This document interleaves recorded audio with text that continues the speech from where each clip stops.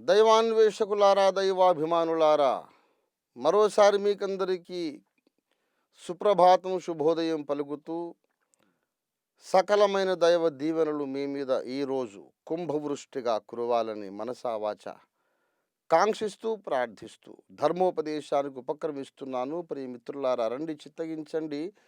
నేటి మన ధ్యానము కొరకు మొదటి పేతురు పత్రిక మొదటి అధ్యాయములో నుండి ఒక దివ్య ప్రవచనము చదివి వినిపిస్తాను, వినండి. 19వ వచనములో ఉన్నది ఈ మాట: అమూల్యమైన రక్తము చేత, అమూల్యమైన రక్తము చేత అనగా నిర్దోషమును నిష్కళంకమునకు గొర్రె పిల్ల వంటి క్రీస్తు రక్తము చేత మీరు విమోచింపబడితిరని మీరెరుగుదురు కదా. ప్రియులారా, అన్ని మత గ్రంథములు కూడా ఒకే నీతిని చెబుతూ ఉన్నాయి. నీతి బోధ అనే అంశానికి వస్తే ఏ మత గ్రంథానికి మరో మత గ్రంథానికి తేడా ఉండదు, వ్యత్యాసం ఉండదు. అబద్ధమాడవద్దు అని అన్ని మతాలు చెబుతాయి. అబద్ధమాడుడి అని బోధించే మతం ఎక్కడా ఉండదు. పరస్త్రీని ఆశించుడి, వ్యభిచరించుడి, జారత్వము చేయుడి అని చెప్పే మతం ఎక్కడ ఉండదు. అన్ని మతాలలోని ప్రజలు ఏదో ఒక సందర్భంలో బలహీనులై ఇలాంటి తప్పులు చేస్తూ ఉంటే ఉండవచ్చు. అబద్ధాలు ఆడవచ్చు, జారత్వాలు చేయవచ్చు, దొంగతనాలు చేయవచ్చు, మరొకటి చేయవచ్చు. కానీ అది మతబోధ మాత్రం కాదు. మత గ్రంథం ఎప్పుడూ మంచినే చెబుతుంది. బైబిల్ కూడా అదే చెబుతుంది. బైబిల్ అయినా, రామాయణం అయినా, ఖురాన్ షరీఫ్ అయినా, మరో మత గ్రంథమైనా మంచినే చెబుతాయి తప్ప చెడు చేయమని ఏ మతము చెప్పదు. చెబితే అది మతమే కాదు. మతము అనగా మంచిని నేర్పేదే మతం, మంచిని పెంచడానికి కృషి చేసేదే మతం. అయితే ఇతర మతాలకు క్రైస్తవానికి ఉన్నటువంటి ప్రధానమైన తేడా ఏమిటంటే ఇక్కడే ఉంది. ఒక మనిషికి విమోచన అవసరం అంటుంది బైబిల్. బైబిల్ చెప్పేది ఏమిటంటే మానవులందరూ స్వతసిద్ధముగా, స్వభావ సిద్ధముగా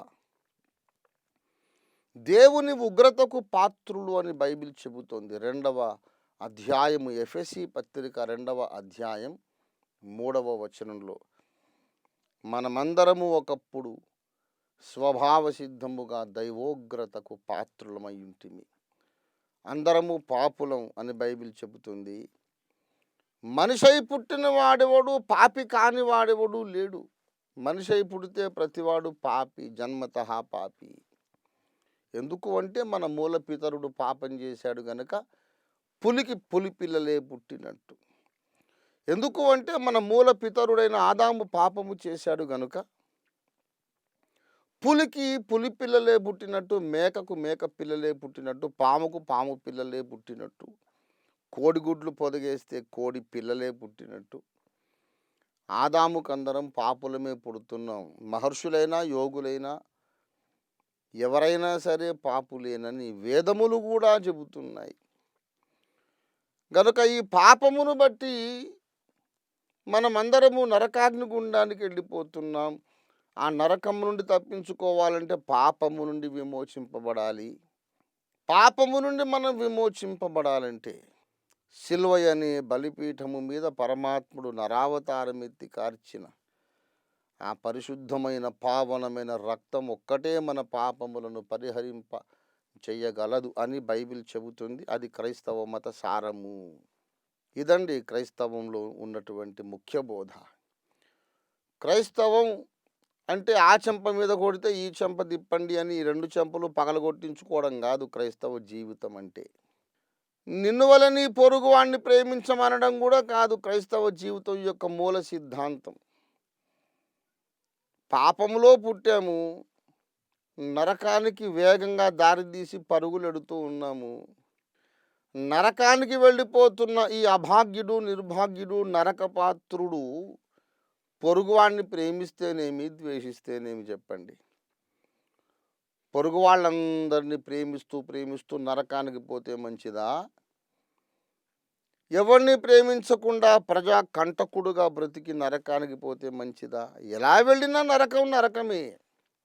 మంచిగా బ్రతికినా చెడుగా బ్రతికినా నరకమే గతి అంటుంది బైబిల్. ఎందుకంటే జన్మ పాపమును బట్టి. మనం చేసిన పాపాలు కాదు మన సమస్య. జన్మము చేత మనకు వచ్చిన ఆదాము పాపం మన అసలు సమస్య అంటుంది బైబిల్.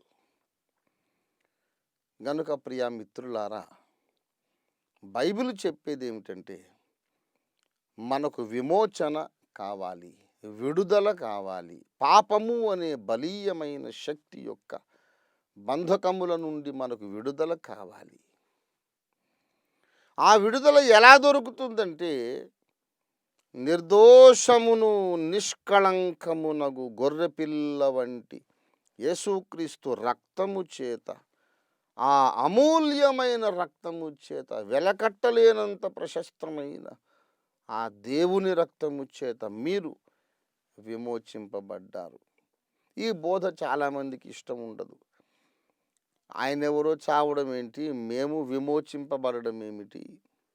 ఎల్లయ్యకు జబ్బు చేస్తే మల్లయ్యకు మందు వేస్తారా మీరు? ఒకడికి జబ్బు చేస్తే ఇంకొకడికి మందు వేస్తారా? మనం తప్పు చేస్తే మనం దెబ్బలు తినాలి, మనం శిక్షను అనుభవించాలి. కానీ తప్పు చేసింది ఒకరు, అనుభవించే శిక్ష ఇంకొకరి మీదకి వెళ్ళిపోయిందా? ఇంకొకరు అనుభవించేశారా శిక్ష? ఇది న్యాయము కాదు కదా, భావ్యము కాదు కదా అని చాలామంది తికమక పడుతున్నారు, అభ్యంతరాలు వ్యక్తం చేస్తున్నారు. కానీ జబ్బు చేసిన పాపాయి కొరకు తల్లి పథ్యం చెయ్యదా? కొడుకు తప్పు చేస్తే తండ్రి జరిమానా చెల్లించడా? అలాగే మనం తప్పు చేశాం, మన తండ్రి జగత్పిత, ప్రజాపిత, ప్రజాపతి, మన సృష్టికర్త, ప్రేమమూర్తి మనకు బదులుగా జరిమానా కట్టాడు. తప్పంటారా? మీరే చెప్పండి. అందుచేత ప్రియులారా, యేసు మన కొరకు మరణించుట, రక్తమును కార్చుట న్యాయసమ్మతము, వేద సమ్మతము. ఈ మాట అనగానే కొంతమందికి రోషం పొడుచుకొస్తుంది. అసలు వేదాలలో రక్తం ఎక్కడుందండి? వేదాల్లో రక్త ప్రోక్షణము లేనే లేదు. ఈ క్రైస్తవులంతా మన సనాతన ధర్మాన్ని భ్రష్టు పట్టిస్తున్నారు. వేదములో రక్త ప్రోక్షణం లేనే లేదు అని చాలామంది ఇటీవల కుహనాదేశ భక్తులు, వేదసారం ఎరుగని ధర్మ ప్రచారకులు మా మీద కారాలు మిరియాలు నూరుతూ ఉన్నారు. ఆ ప్రశ్నను ఎదుర్కోవడానికే ఈ ప్రసంగం ఎత్తుకున్నాను. వేదములో జంతు హింస లేదా? వేదములలో ప్రాణి బలి లేదంటారా? జంతు బలి లేదంటారా? ఈ మాట నిరూపించగల ధైర్యం ఉందా మీకు? ఒక ఆయన అంటాడు, మీకు సంస్కృతం రాదు కదా, వేదమును గూర్చి మీరు ఎలా చెప్పగలరు అంటాడు. అంటే వేదము తెలుసుకోవాలంటే సంస్కృతం రావాలన్నమాట. సత్యము తెలుసుకోవాలంటే సంస్కృతమే తెలియాలన్నమాట. భగవంతుడికి పాపం ఒక్క భాషే వచ్చేమో, ఇంకో భాష రాదేమో ఆయనకి. ఖురాన్ చదివాను అంటే అరబిక్లో చదివావా అంటారు ముస్లిం సోదరులు. వేదము చదివాను అంటేనేమో సంస్కృతంలో చదివావా, వేద భాషలో చదివావా అంటారు హిందూ సోదరులు. అంటే సంస్కృతంలో చదివితే కానీ అది వేదము కాదు, అరబిక్లో చదివితే కానీ అది ఖురాన్ షరీఫ్ కాదు, నువ్వు చదివినట్టే కాదు. అలాంటప్పుడు మరి అనువాదాలు ఎందుకండి చేయడం? దోషము కాదా, తప్పు కాదా? మరి అందరినీ మిస్లీడ్ చేయడం కాదా? మీరు ముందు అనువాదాలు మానుకొని అందరికీ సంస్కృతము అరబిక్ నేర్పించడం పనిగా పెట్టుకోవాలి. నేను చెబుతున్నాను, నాకు వేద భాష రాదు, అయినా నష్టము లేదు. వేద భాష వస్తేనే వేదంలో ఏముందో తెలుస్తుందనే వాదన నేను ఇప్పుడు ఖరాఖండిగా తృణీకరిస్తున్నాను, ఖండిస్తున్నాను. సాధ్యమైనంత స్పష్టంగా మాట్లాడుతున్నాను. వినబడుతోంది అనుకుంటా విజ్ఞులందరికీ. సంస్కృతం తెలిస్తేనే వేదమును గూర్చి మాట్లాడాలి అనే వాదనను నేను నిర్ద్వంద్వంగా తృణీకరిస్తున్నానండి. చాలా తప్పు మీరు ఆ మాట అనడం. నాకు ఉన్న ఆధారం ఏమిటంటే శ్రీ దాశరథి రంగాచార్యుల వారు చేసిన ఆంధ్రానువాదమే నాకున్నటువంటి ఆధారమని ఎన్నోసార్లు చెప్పాను. నేను రచించిన హైందవ క్రైస్తవం అనే గ్రంథపు ఉపోద్ఘాతంలో కూడా ఇదే మాట విన్నవించాను. నేను దాదాపు 25 సంవత్సరాలు ప్రార్థన చేశాను. చతుర్వేద సంహితకు ఆంధ్రానువాదం రావాలి అని.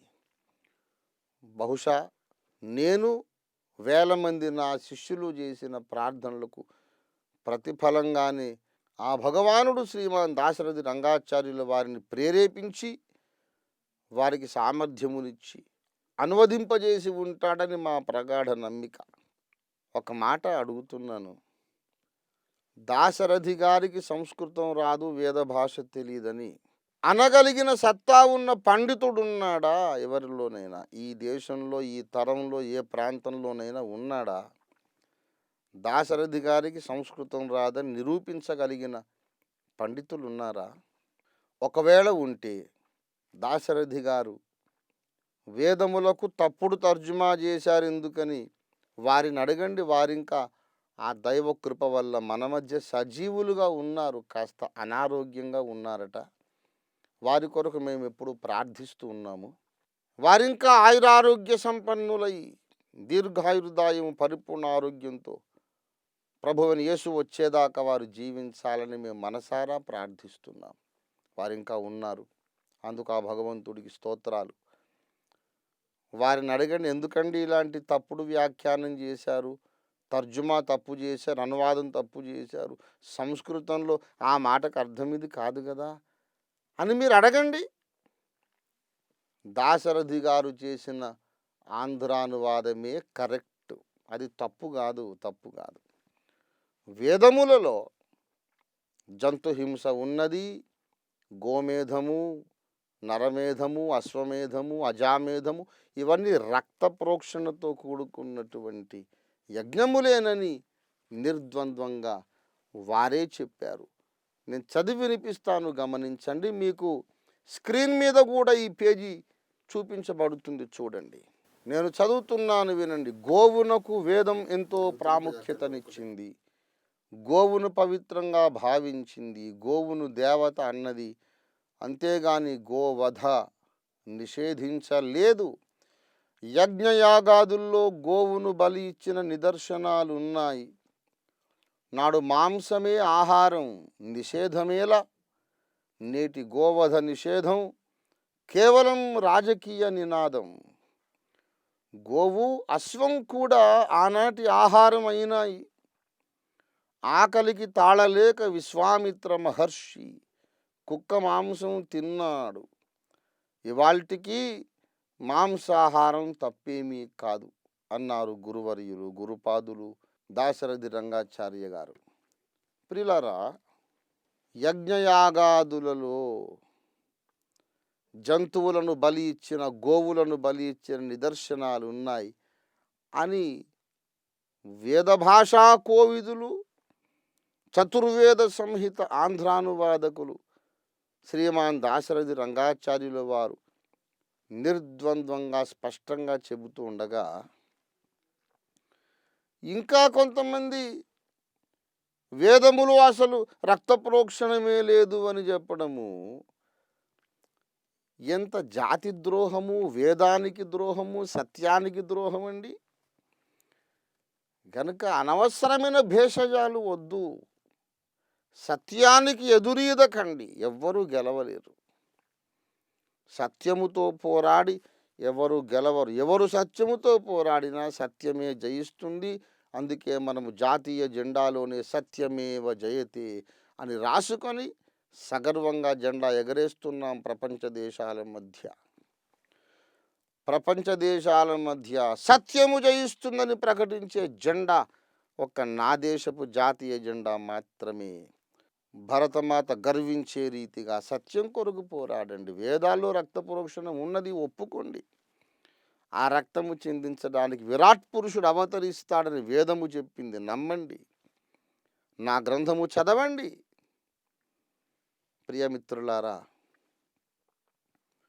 ఆయన కార్చిన పవిత్ర రక్తము చేత మనము విమోచింపబడగలమని బైబిల్ చెబుతూ ఉంటుండగా, ఇక అనవసర వివాదాలు, అనవసరమైన వ్యతిరేకతలు, విద్వేషాలు విడనాడి ఈ దినమే మన కొరకు వధింపబడి తిరిగి లేచిన ఆ దేవదేవుని ఏకైక అవతారమైన క్రీస్తునాథుని మీ హృదయాలలోనికి ఆహ్వానించి స్వీకరించి ధన్యులు కండి, పాపక్షమాపణ పొందండి, స్వర్గ ప్రాప్తులు కండి.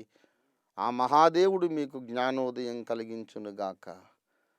ప్రార్థించుకుందామా. ప్రేమ కలిగిన మా మహాపరిశుద్ధ తండ్రి, ఈ దినం మీరు పంపిన మీ దివ్య పరలోక వర్తమానము, సత్యవర్తమానము కొరకు నీకు వందనాలు చెల్లిస్తున్నాము. మా దేశ ప్రజలందరికీ, సామాన్య ప్రజానీకానికి, ధర్మోపదేశకులకు, ధర్మ ప్రచారకులకు అందరికీ కూడా యథార్థమైన మంచి మనస్సాక్షినిచ్చి వేదములలో ఉన్న రక్త ప్రోక్షణము యొక్క అసలు సిసలైన చారిత్రక నెరవేర్పు నజరేయుడైన యేసునాథుని బలియజ్ఞమేనని, శిలువ యజ్ఞమేనని అందరూ గ్రహించి రక్షణ పొంది ధన్యులయ్యే భాగ్యము నిమ్మని యేసయ్య నామమున స్తుతించి ప్రార్థిస్తున్నాము తండ్రి. ఆమేన్.